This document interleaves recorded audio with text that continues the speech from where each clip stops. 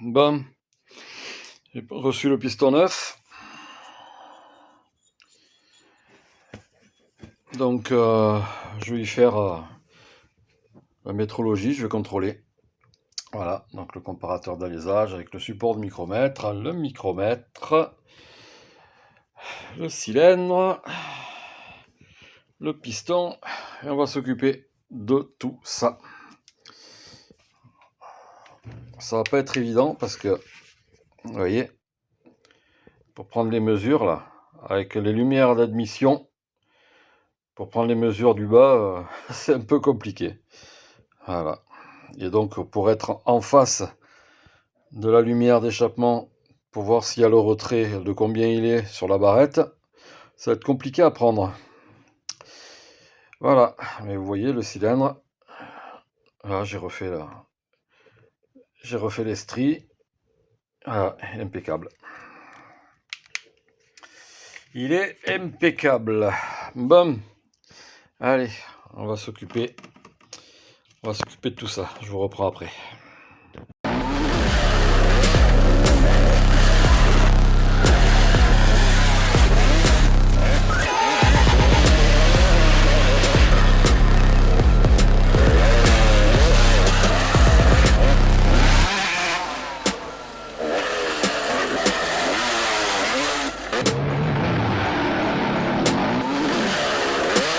Le disque il est rangé.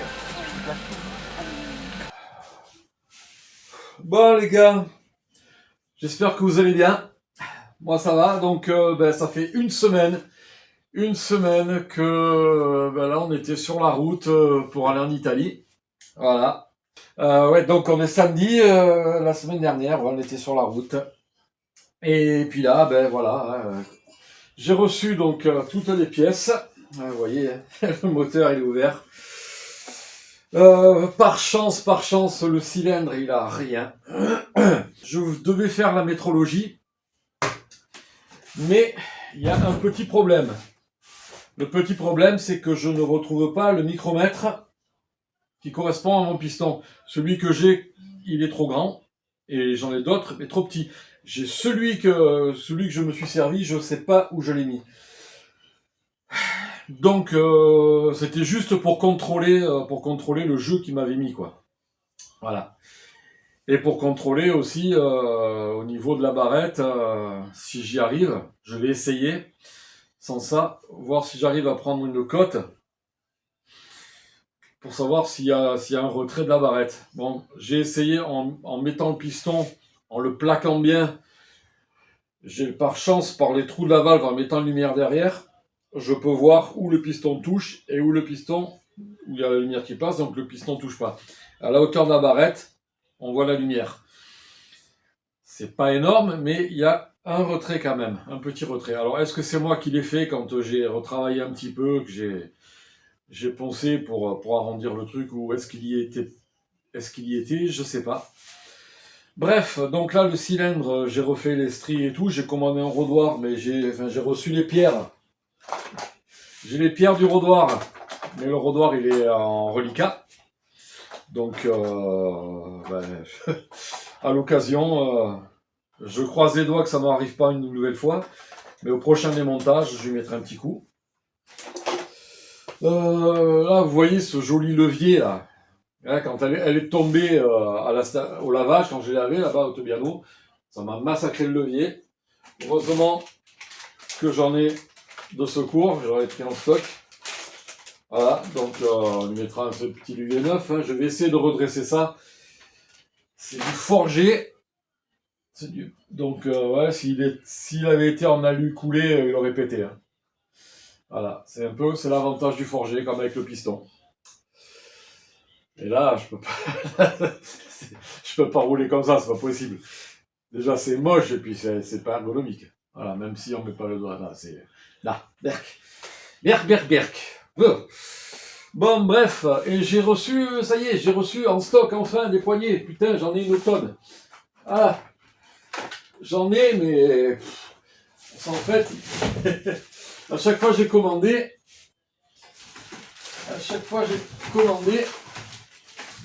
et ça s'est mis à chaque fois en reliquat, donc j'en ai, voilà, vous voyez, J'ai 4 paires déjà. 4 paires de poignées, les mêmes que ça là, qui sont super vraiment top. Là, vraiment, je suis vraiment content d'avoir essayé ces poignées. Regardez comme c'est souple. Je sais pas si on voit à la caméra, mais c'est super souple. J'ai pas d'ampoule avec ça. Voilà, elles sont fines, elles sont souples, elles sont résistantes. Par là, bon là c'est quand c'était tombé en même temps que là, la première fois. Voilà, donc le test du nouveau guidon, ben écoutez, ça avait l'air pas mal. Hein. Bon, maintenant, j'ai pas trop vu différence. Je vous ai fait une petite vidéo, j'ai fait un concentré comme ça, un petit raw, bon, même si c'est pas gaz comme ça tout le temps, mais parce que bon, j'ai réussi à un peu mieux passer de vitesse, vous avez dû le voir sur les vidéos, mais j'ai encore ce petit souci, et puis j'ai surtout le stress à chaque fois, parce qu'on l'entend sur les vidéos, donc j'ai re-regardé mes vidéos avant, quand la moto, elle avait le carbu, l'ancien carbu qui était trop riche, qui avait un souci. Je vais voir, c'est peut-être le passer, si je trouve quelqu'un qui a un bac à ultrasons pour le passer dedans, on sait jamais, des fois que ce soit juste un circuit qui soit bouché. On n'entend pas ce petit bruit qu'on entend depuis quand j'ai remis le nouveau carbu, vous savez, de temps en temps, en pleine accélération, clic, clic, clic, ça fait comme ça. Et ça me fait couper les gaz, parce que c'est d'instinct. Hein. Donc, est-ce que c'est le moteur, parce que malgré tout, qu'on voit que la carburation est bonne, peut-être un poil trop pauvre. Vous savez, bon, la bougie est marron, la calotte du piston est marron aussi. Bon, c'est pas gras, c'est marron, sec. Donc, est-ce qu'il manque un tout petit peu poil d'huile? Donc, j'ai pensé à un truc. C'est vrai qu'à l'époque, avant le Nicasil, sur les motos, on avait des chemises fontes et on roulait à 3%. Alors moi, je pense que peut-être le fait de rouler à 2% sur une moto qui était prévue... Enfin, elle est prévue pour rouler à 2%. Il y a marqué 20 pour 1 dans le manuel.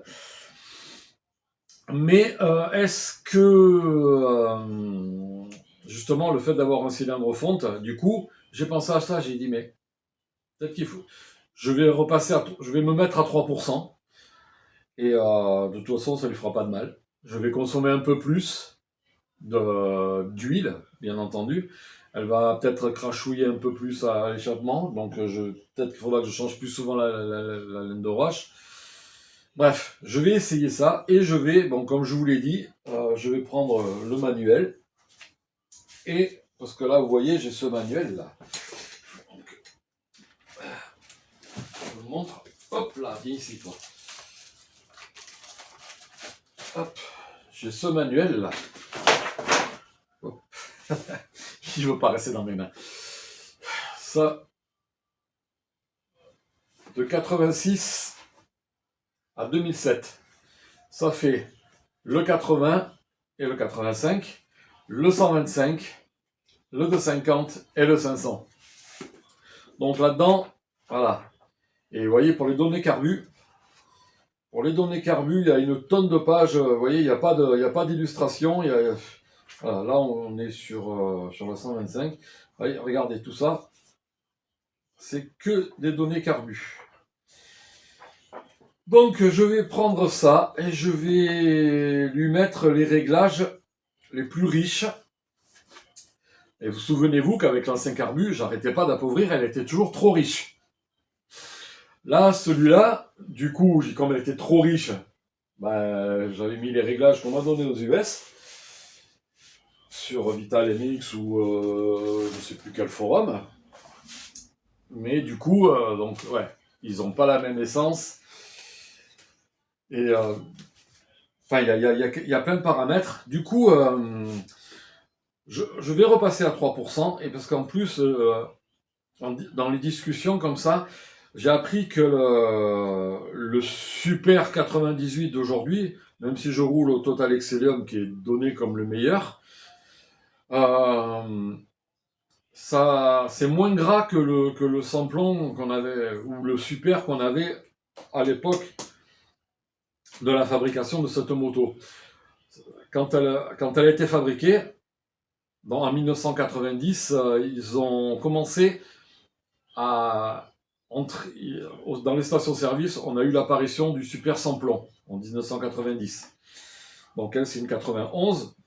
Elle peut rouler, elle a été prévue, donc, parce que le moteur c'est le même que depuis 86, donc rouler au super traditionnel. Et ça peut rouler aussi au samplon. Mais le samplon de 90, des années 90, n'est pas le même que le samplon des années 2020. Voilà, donc c'est beaucoup plus sec aujourd'hui. Donc je pense que, vous savez, ça me trotte quand même depuis l'autre jour de savoir. Déjà, j'avais ce petit bruit là qui me titillait à chaque fois. Et j'ai regardé tout à l'heure des anciennes des vidéos d'avant, et on n'entend pas ce bruit. On entend juste qu'elle ratatouille, qu'elle n'en peut plus, elle est trop riche, comme ça. Mais on n'entend pas, elle n'est pas vive comme elle est, comme vous avez pu voir là. Et quand elle peine un coup d'accélérateur, si je savais cabrer, ben, je la mettrais en lève comme ça. Mais je coupe les gaz parce que j'ai toujours peur de me retourner. Et ça, c'est la faute à un pote à l'époque, là où on était, sur le terrain là où j'habitais, en plein été, on est allé au terrain et il avait un KX80, modèle 80, c'était en 1982, donc vous voyez, ça remonte. Hein. Torse nu en short, il s'est mis en lève et la moto elle s'est retournée, et ce terrain-là, c'était que de la roche. Il s'est lacéré le dos et du coup, j'ai jamais essayé de... À chaque fois, vous voyez, j'y pense encore. Ça fait 40 ans, j'y pense encore. Donc, voilà. C'était mon pote. Si jamais tu regardes la vidéo, c'était mon pote Hugues Vinel. Voilà. Donc, je te salue si jamais si tu tombes par hasard sur la vidéo.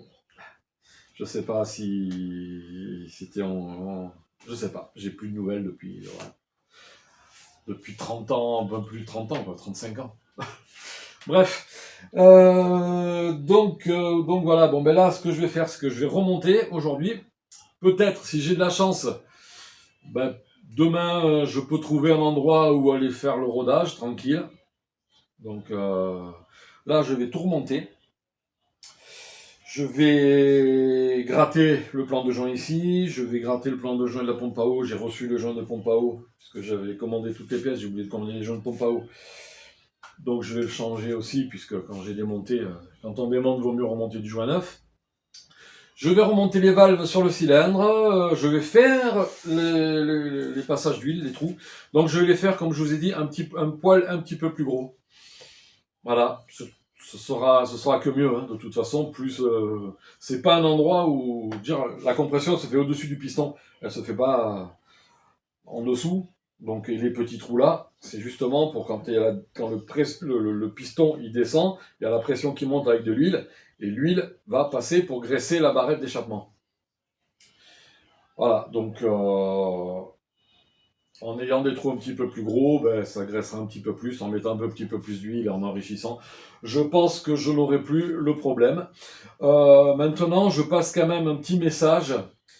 Si vous avez un cylindre de 250 CR, un cylindre HPP, donc de préférence le modèle 91, évidemment, parce que j'ai la fixation de la durite à l'arrière du cylindre qui est démontable sur ce cylindre. Les autres, il est fixe. Donc je préférais un 90-91. En 92, ils ont changé la valve, donc c'est plus le même cylindre. Voilà, si vous avez ce cylindre-là, ben, contactez-moi et puis ben, on verra ce qu'on fait. Voilà. Soit je vous l'achète, soit on fait un échange contre une préparation suspension. On trouvera toujours un deal à faire. Voilà. Il n'y a pas de problème avec ça. Et puis ben allez, on va filmer ça, on va mettre ça en accéléré. Et puis, si j'ai fini à temps, je sais pas quelle heure il est là, ben je la démarre. Et puis on va voir. Alors, une autre chose aussi, je vais monter une bougie plus froide. Peut-être que aussi. Parce que j'étais en origine là avec la BR8 EG. Je vais passer en BR9 EG. On va voir. Je me creuse la tête quand même. Hein. Allez.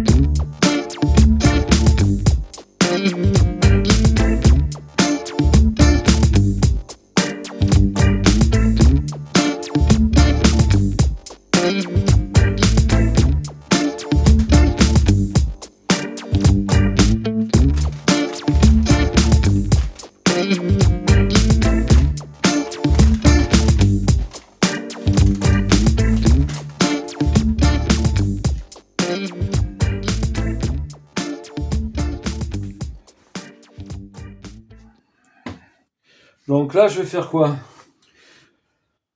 Je vais repercer les trous de graissage. Donc après, je vais installer la valve. J'ai modifié, j'ai un petit peu retravaillé les valves afin qu'elles soient plus en retrait dans le cylindre. On sait jamais hein, si ça se dilate et que ça vient taper contre le piston. Voilà, donc je vois pas là-dedans, mais c'est peut-être une possibilité, hein, je sais pas. Bref, je les ai reculés un petit peu, pas beaucoup. Donc là, je vais percer les trous. Je vais les faire un petit peu plus gros comme je vous ai dit. Donc je vais aller calculer les valeurs et je reviens. Bon voilà, je suis allé convertir parce que là-dessus c'est marqué en pouces. Par contre, je vais peut-être faire 3 trous. Ouais, je pense. Je pense que je vais en faire 3. Parce que de toute façon, ça sera que mieux. Voilà. Je suis tombé sur un truc. Pour le 500CR, ils mettent 3 trous. Donc, c'est lequel celui-là? Plus c'est graissé, mieux c'est de toute façon. Hein. Parce que là, si je mets le 1.5, voilà, le 1.5 il est pas mal aussi, mais bon. Allez, on va essayer de modifier ça, histoire de ne pas refaire les mêmes conneries. Là, c'est pas une connerie, hein, c'est la vie. Donc je vais mesurer maintenant sur le piston. Je vais bien me centrer parce que là j'ai fait les traits, comme vous voyez ici. J'ai fait les traits, mais la lumière elle est un petit peu... il faut que je monte jusqu'en haut, vous voyez. Donc là il y a la place. Hein. Et le diamètre du fourré par rapport à la barrette. Voilà, donc maintenant j'ai plus qu'à mesurer. Donc je ne trouve pas mon équerre de métrologie. Elle a dû se barrer avec mon micromètre. Pas moyen. Donc vous pouvez aussi utiliser une réglette d'angle en alu, hyper bien rectifiée, c'est droit. Et là, quand vous allez le poser sur le piston, vous ne pouvez pas le mettre de travers. Quand vous faites toucher les deux bords, vous ne pouvez pas vous mettre de travers. Et là, on voit que mon trait, le trait que j'ai fait, il est parfaitement perpendiculaire à l'axe du piston. Donc Donc je me suis bien débrouillé. Ça, c'est des années d'ajustage, même si c'est loin, à l'école. Alors, 7,62. 7,62 à partir du segment du bas.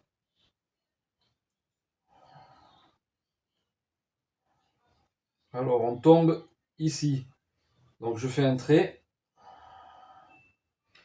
Voilà. Et ensuite, 9,52. Alors, je débloque là. Et je descends à 9. Donc, bien entendu, c'est pas un pied à coulisses de merde. Hein. C'est un Mitu Toyo. Voilà. 9,52. 9,52.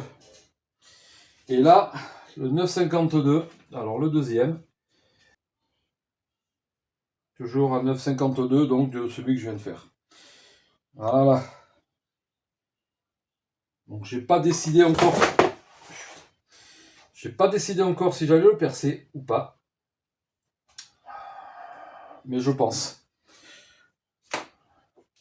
Je pense parce que quand on voit l'état. Quand on voit l'état du piston. Avoir un troisième trou ici, ça sera pas mal. Hein. Voilà.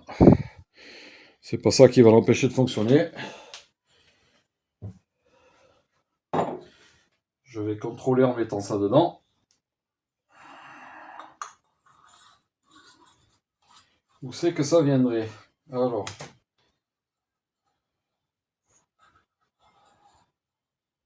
Là, je suis au point mort bas. Point mort bas. Hop. Je monte mon premier trou, mon deuxième trou. Tac. Je monte. J'arrive en haut.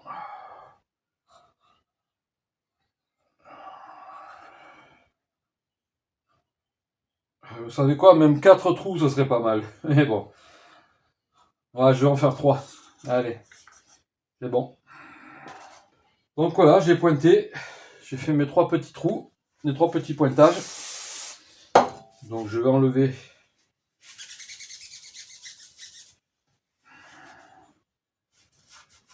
mes traces de marqueur. Voilà, vous les voyez. Hein. 1, 2 et 3. Voilà, donc là j'ai mes 3 trous. Je vais nettoyer ça. Et je vais ébavurer. Alors je prends un fourré un petit peu plus grand. Et je viens faire un chanfrein. Donc je peux le faire à la main. Hein. Pas en enlever trop. Ça permet de capturer l'huile ici. Elle reste coincée dedans. Là je pense qu'avec ces trous là, ça devrait plus poser trop de problèmes. Heureusement que ça n'a pas fait beaucoup de dégâts. Un piston c'est rien quoi. Un piston. C'est con de le changer aussitôt. Mais bon. Et puis c'est con d'avoir fait tous ces kilomètres. J'aurais bien aimé rouler un peu plus quoi. Mais bon.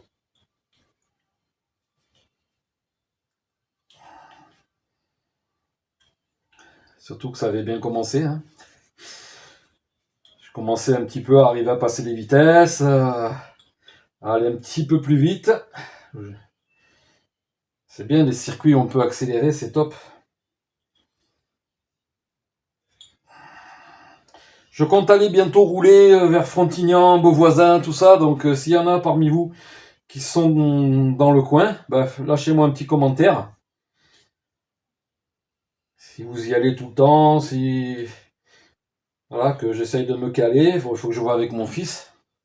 Vaut mieux partir à 2, hein, on ne sait jamais. Il peut toujours y avoir un problème. Donc quand on va loin, on essaye de ne pas y aller tout seul, quoi. À l'époque, j'allais même sur les courses tout seul, mais en cas de problème. Donc c'est vrai que je me lâchais pas trop sur la piste parce que, ben... Voilà. Bon. On est bien. Je vais nettoyer tout ça.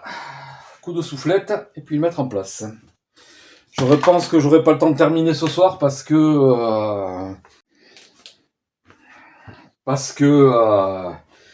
ma femme m'a appelé, on est invité à manger sur Nice. Du coup, là, je vais pas pouvoir remonter la moto. Donc demain,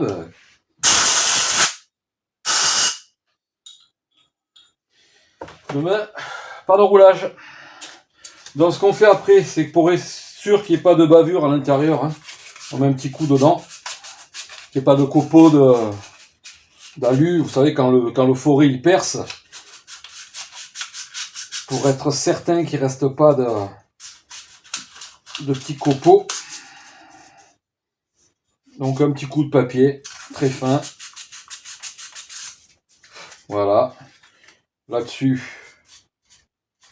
vous voyez, j'y vais, mais juste à peine. Hein. C'est vraiment pour être sûr qu'il n'y ait rien. Voilà, c'est parfait.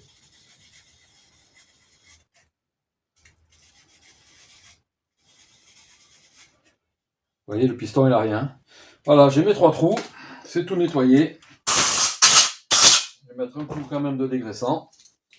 Qu'est-ce que c'est qui est tombé? L'ancien joint. Dans le trou de dégraissage ici.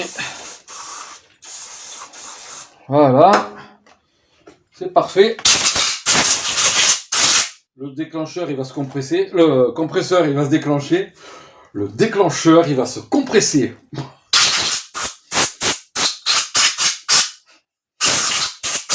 Donc là, si vous entendez brrr comme ça, c'est parce que l'autre il s'est réveillé en bas là. C'est reparti. On va mettre ça en place. Alors, de l'olio.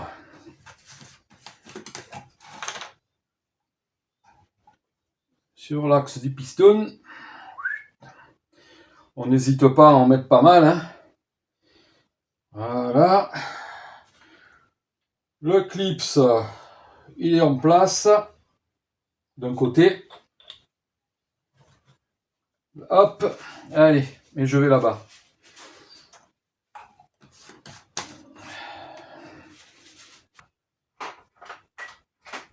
Donc on garde toujours du papier là. On garde du papier pour quand on va mettre le clips en place. Pour pas que si jamais ça ripe, que ça tombe pas dans le carter. Et vous voyez l'erreur là? J'ai mis le piston dans le mauvais sens. Ça c'est une erreur que on fait parfois. Voilà. Donc on pense bien à mettre la flèche et ses trous donc vers l'avant. Voilà. Maintenant, je vais réinstaller le clip. Ah, par contre, attendez. Avant de faire ça, je vais quand même le passer dans le cylindre. Le passer dans le cylindre.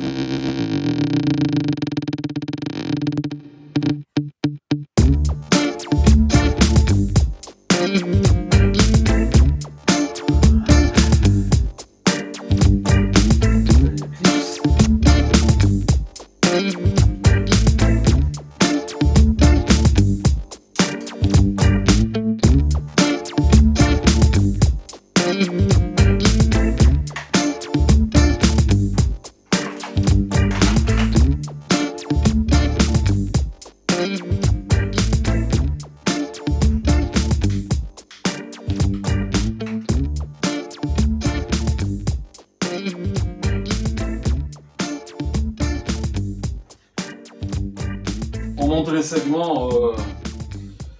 J'aurais dû les monter avant. Bon, c'est un peu plus chiant quand c'est là-dessus.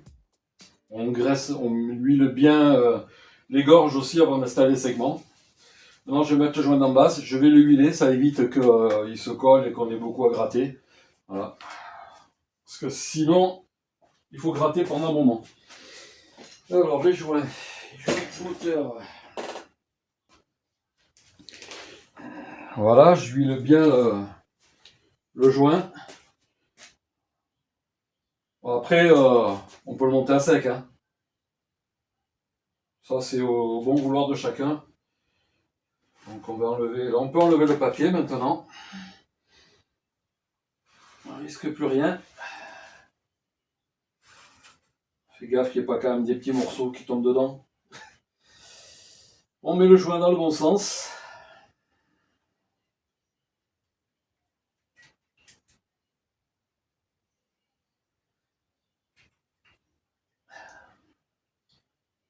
J'aurais dû penser à mettre le joint avant, mais bon. Ça m'aurait évité de tenir le piston.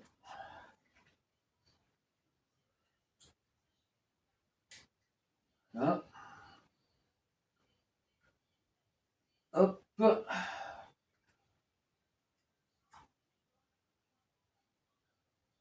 Voilà.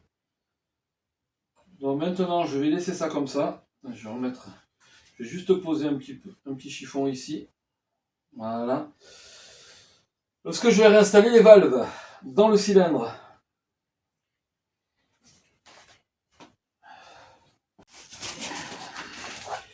Alors j'espère que la lumière ne va pas trop vous déranger.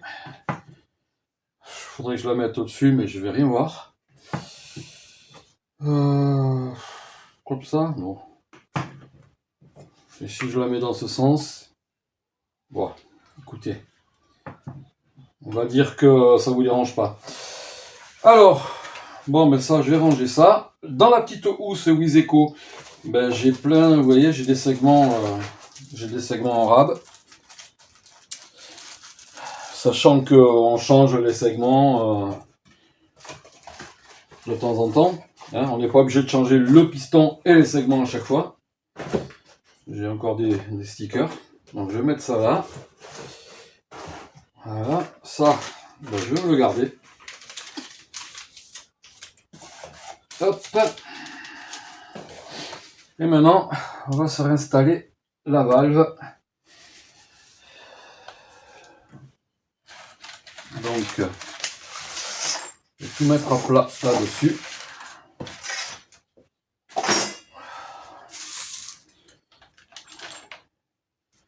Écarter à droite et gauche. Là, les petits joints.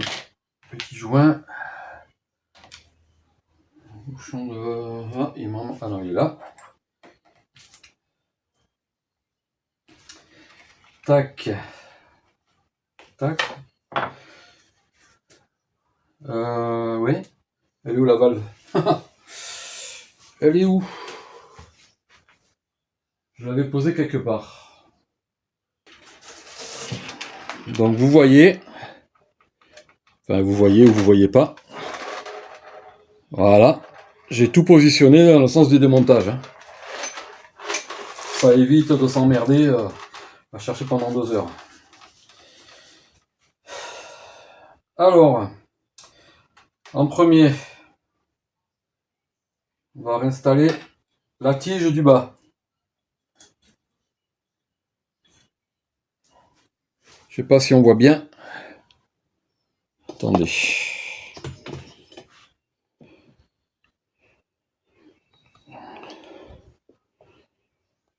Voilà.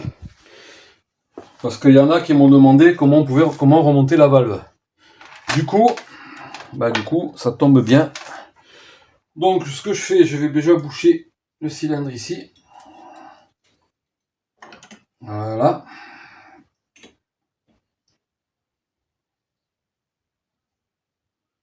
Voilà. Au moins, je suis sûr que la tige, elle va pas traverser. Ensuite, vous voyez la tige, il faut que le petit picot qui est ici, il soit visible, puisque ça va s'enclencher sur le moteur.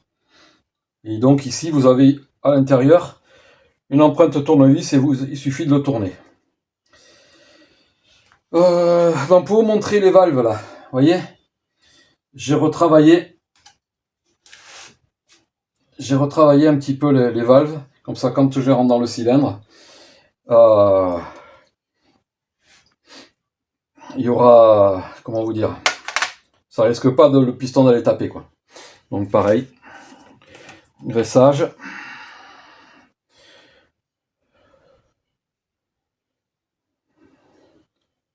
Donc il y a un sens, hein, bien entendu.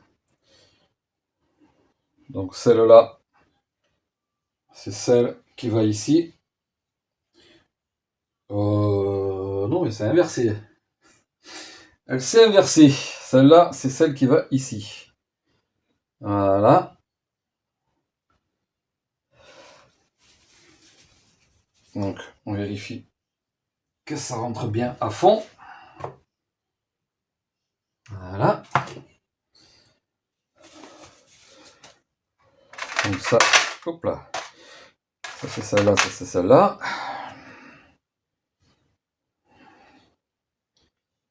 Voilà. N'ayez pas peur de mettre de l'huile, hein, ça crachera un petit peu au début, mais bon. Tac. Donc ça, c'est les guides de valve. Les guides de valve, il faut qu'ils tiennent en place. Donc il y a des petites vis ici, c'est celle-là. On va coller ça à la octite. Donc moi je prends de la octite rouge. Donc c'est la 271. C'est peut-être un peu plus chiant à démonter, mais c'est pas quelque chose qu'on démonte tout le temps, déjà. Et au moins, ça résiste à la chaleur et ça risque pas de se dévisser n'importe quand, n'importe comment.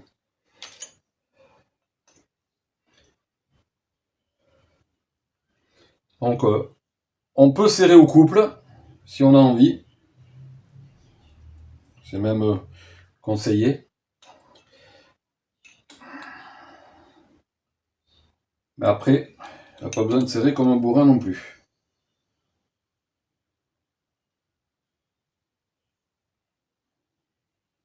Ah, si je serre pas au couple, c'est que j'ai pas ma clé dynamo. Elle n'est pas là. Mais de toute façon, je serre pas comme un bourrin. Je serre suffisamment. Et puis voilà.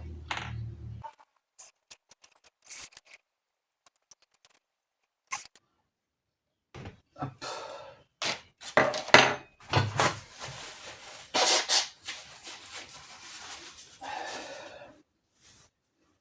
Maintenant, on rentre les guides.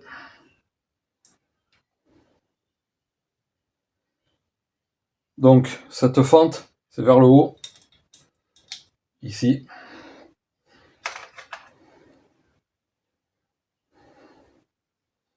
N'hésite pas à mettre de l'huile. Mettre de l'huile, petit homme, dans la vie, il faut que ça glisse. De l'huile, petit homme, écoute, écoute. Mets de l'huile, petit homme, dans la vie, il faut que ça glisse.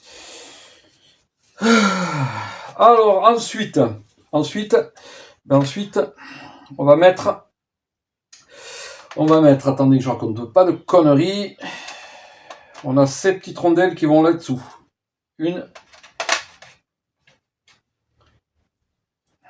et deux. Ça va sous chacune de ces des commandes de valve, vous voyez.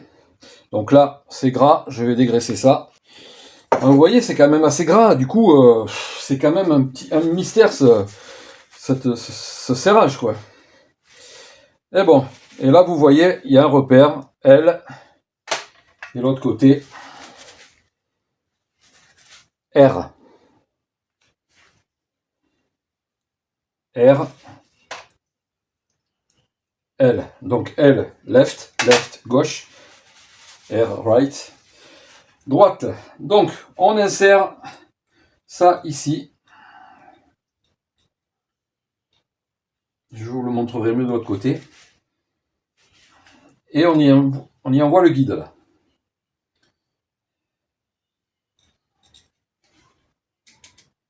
Voilà.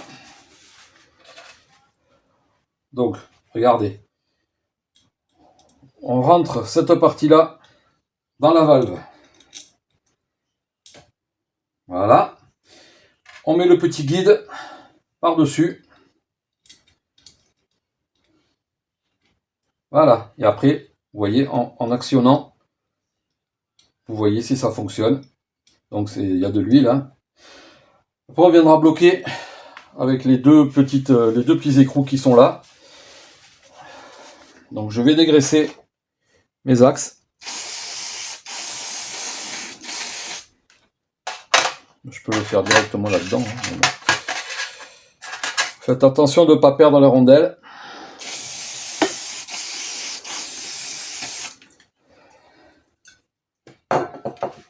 C'est quand même gras, donc c'est quand même un mystère, ce serrage. Et maintenant, eh ben, il n'y a plus qu'à envoyer ça là-dedans. Voilà, là, je suis dedans. Si l'autre, elle tombe dedans, c'est que la tige en bas, elle est mise comme il faut. Sinon, il faudra actionner un petit peu. Donc là, vous voyez, j'ai un petit peu du mal. Donc, ce que je fais, c'est qu'avec le tournevis, attendez, je vais mettre ça là. Je prends mes deux petits écrous. Donc là, je mets le tournevis et si j'y arrive déjà. Voilà, donc désolé, on reprend. Donc, on met le bouchon de ce côté plutôt. Une fois qu'on a rentré la tige, on la pousse bien de ce côté-là, puisque dans cette position, elle sera fermée. Puisque quand on regarde l'encoche dans le cylindre, il faut qu'elle soit poussée complètement ici, puisque sur le moteur, elle est complètement par là. Ensuite, on ne met pas les guides. On les met après. On rentre la valve. Et il faut passer. Attendez. Voilà. Cette partie ici, il faut qu'elle passe entre le clips et le petit téton qui est là. Voilà, comme ça. Donc si on met le guide, on sera emmerdé. Donc là, on la rentre. Valve en position fermée. On descend, on essaye de passer donc ici. Voilà. Et là, valve en position fermée. Et après, voilà. Là, on est en bas. Donc là, on remet le guide.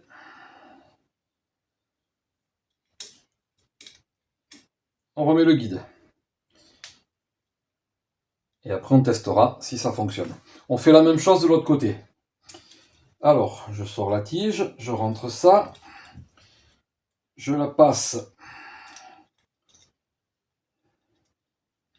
Attendez, avec de la lumière, j'y verrai quand même un peu mieux. Voilà, tant pis si vous y voyez rien. Hein.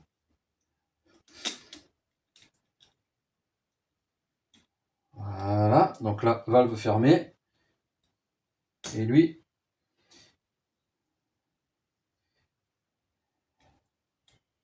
alors, est-ce qu'il est en position comme il faut ou pas? Donc je mets le guide. En essayant de ne pas le faire tomber n'importe où.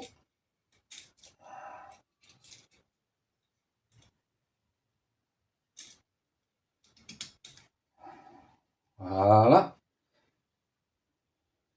Et là, je regarde si mes valves sont fermées. Là, je suis fermé de ce côté. Je suis fermé de ce côté. Maintenant, avec un tournevis,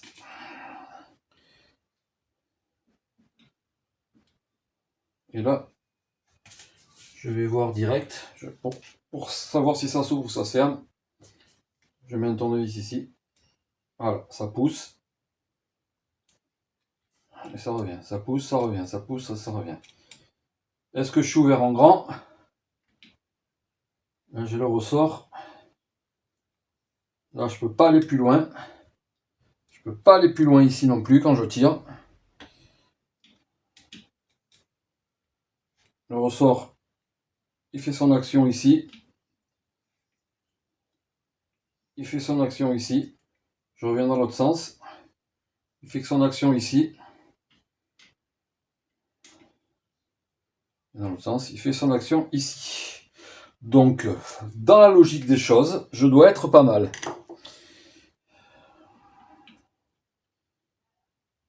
Donc, ce que je vais faire pour ne pas perdre ça, je vais fixer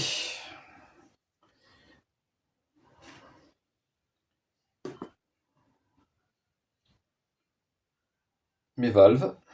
Voilà. Alors, toujours pareil, un petit peu de loctite rouge. Pas besoin d'en mettre des tonnes. Hein.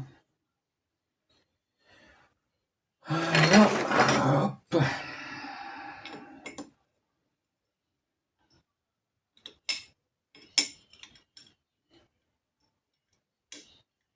Bon, ça passe pas.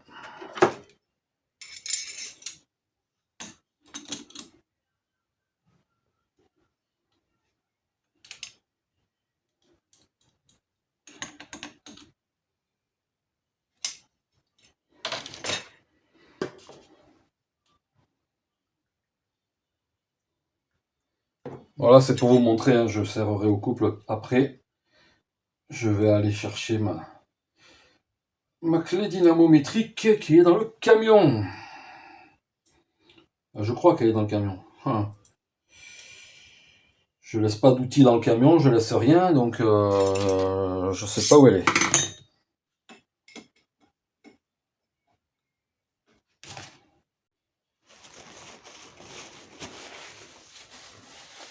Ça arrête pas de couper, je crois que je dois être full en carte mémoire. Donc tout est en place. Tout est en place. Bon, j'espère que ça va pas couper cette fois. Donc tout est en place. On regarde ici. Que l'encoche soit bien contre le côté gauche quand on est sur la moto, soit bien au fond. Voilà. Ensuite, on actionne nos valves.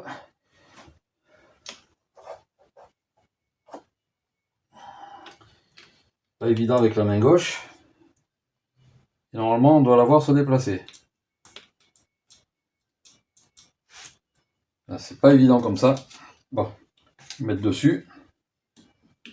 Et si on a tout bien installé, normalement, voilà.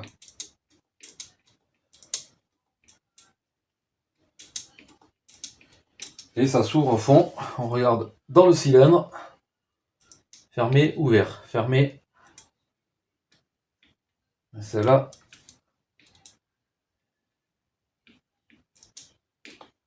Wing, wing.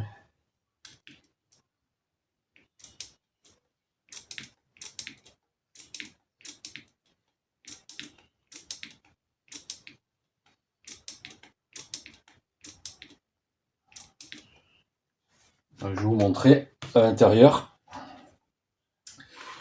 Donc voilà, vous voyez, donc j'ai bien retravaillé les valves. Hein. On voit que voilà, j'ai réusiné un petit peu. Donc on met le tournevis ici et on regarde ce qui se passe. Donc là, fermé et ça s'ouvre et ça se ferme et ça s'ouvre et ça se ferme. Bien entendu, quand c'est fait avec le moteur, c'est mieux. Hein. Là, ça se ferme pas bien. Voilà. Hop, hop, hop. Donc quand vous mettez les gaz, ça s'ouvre petit à petit. Voilà. Par contre, je vais voir si je peux mieux synchroniser ça. Vous voyez, celle-là, elle s'ouvre un peu avant l'autre. Je vais voir si je peux mieux synchroniser ça. Après, c'est juste parce que normalement la tige elle actionne les deux. Hein. Donc si je fais en actionnant la tige en bas, ça devrait mieux fonctionner. Puisque là, j'agis d'abord sur un axe qui va faire bouger la tige, qui va faire bouger l'autre. Donc normalement, quand j'appuie en bas sur le truc, ça va faire automatiquement bouger les deux en même temps. Voilà. Donc je suis bien. Je vais voir si je peux faire mieux, mais je suis bien. Voilà. Ça y est. Il y a le chien qui hurle.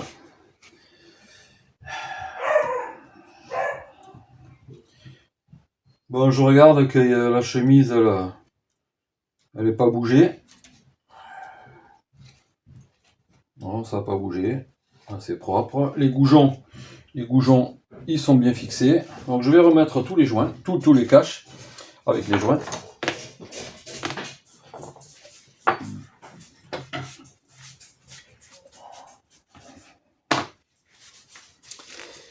Oh putain, pas possible là. Oh! Allez, alors, les joints de valve, de cache valve. Donc là, vous voyez, il y a deux joints de culasse. Il y a le joint de culasse pour les 91, 90. Et ça, c'est ceux pour ceux d'avant. Je crois que c'est à partir de 90. Je l'ai déjà dit, je sais plus.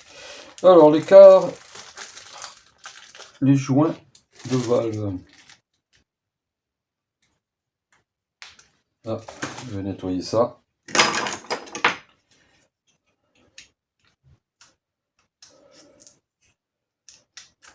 Voilà.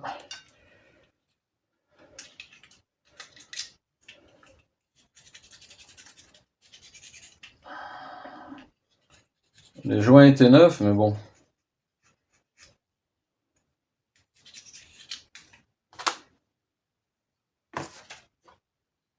Ceux-là, ils sont nickel, je vais pas changer, je vais changer juste les deux de dessus. Allez.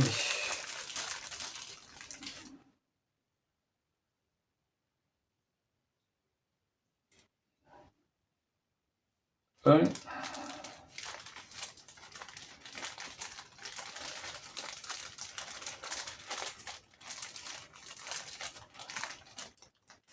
Alors, vous avez le choix, vous les avez en gris ou en vert. Alors, j'ai pas compris pourquoi.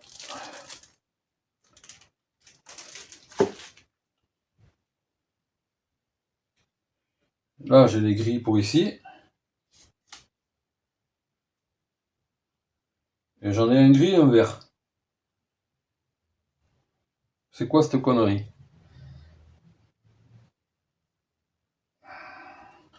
C'est n'importe quoi là. Celui qui a fait le kit joint là, qui l'a rempli, il a fumé la moquette. Alors bien entendu, j'ai pas envie d'en avoir un gris et un vert. Je vais en avoir deux gris.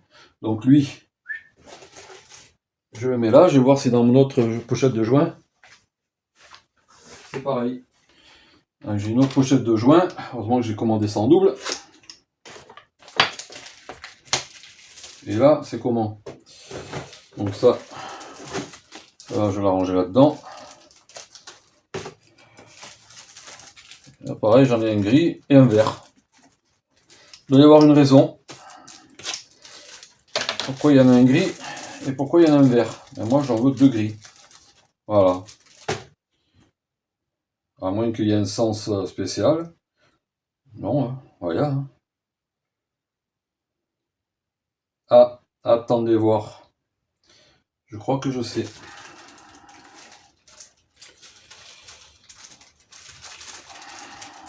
Et ça, c'est spécifique alors à ce... C'est spécifique à cette pochette de joint. Parce que là, vous voyez, le joint, il n'est pas tout à fait pareil. Si je mets les deux à côté, vous voyez, en le mettant par-dessus, celui-là, il est plus ouvert ici. Donc en fait, le carter ici, peut-être voir, si je mets celui-là, là, ça donne quoi? Ah voilà, vous voyez, il plaque pas bien. D'accord, il y a une raison. Donc ben, ça sera un gris, un vert. Je vais le colorer en noir. Hop, ça, donc dans celui-là. Donc voilà, c'est juste pour différencier les joints en fait.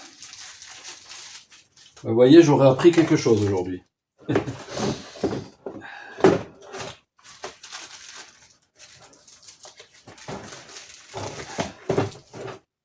J'aurais appris quelque chose.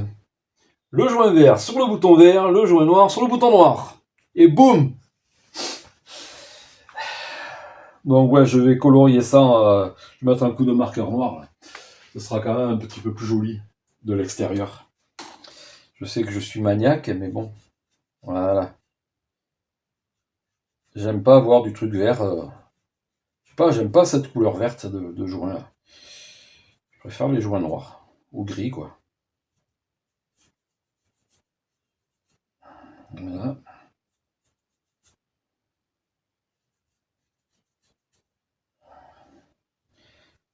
Hop, mettre un petit coup là autour. Juste sur le tour, hein, ça sert à rien d'aller plus loin. Hein. Mais ça, vous n'êtes pas obligé de le faire, hein, c'est parce que je suis ultra maniaque. Hein. Je suis maniaque, donc je fais ça, mais c'est pas une obligation. Hein. Moi, c'est juste que j'aime pas voir la couleur verte. Voilà. Et je ferai pareil sur la pompe à eau. Parce que j'avais des joints rouges que j'avais peints en vert. En noir. Et là, les joints, ils sont verts. Voilà. Hop. Petit coup de marqueur juste au bord. Hein. Voilà. Comme ça, quand je mets le cache, après, ça se voit plus. Putain, ta mère.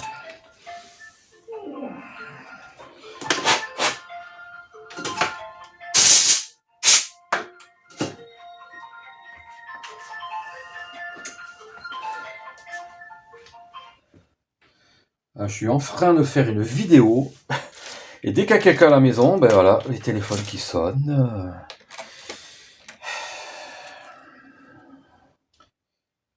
C'est pas mon téléphone, hein, puisque je filme avec.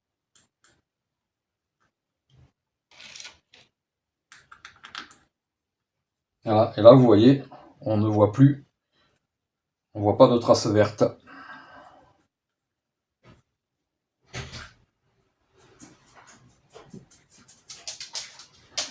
Il y a ton téléphone qui a sonné. Ah. Mais Noun, faudrait que tu ailles te changer, tu dois aller te doucher. Voilà, je me doucherai en rentrant. Parce qu'on va pas tarder. Hein. Ouais, je finis de fixer ça là.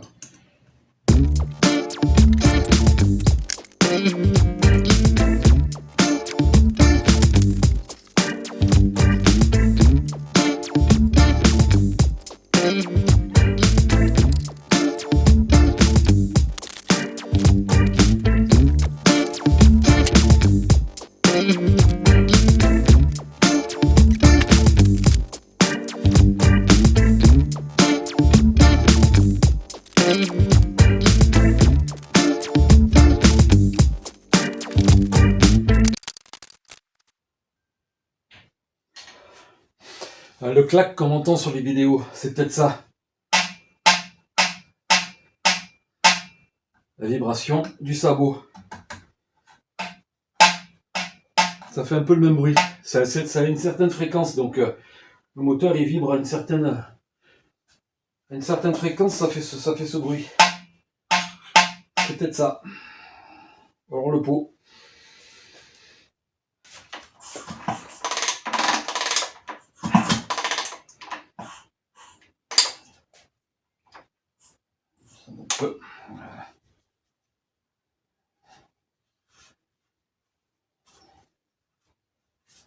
Bon, je vais arrêter là pour aujourd'hui, puisque je suis invité à Nice à manger.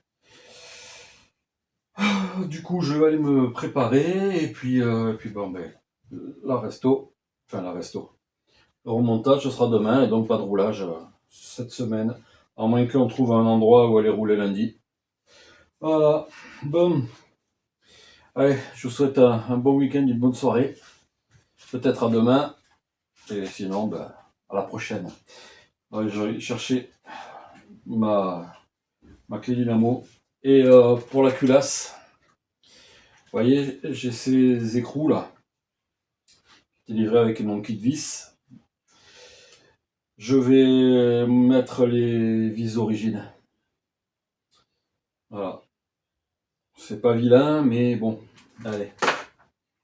Peut-être que c'est moins... ça se dilate un peu, je sais pas. Voilà. Allez. Ciao.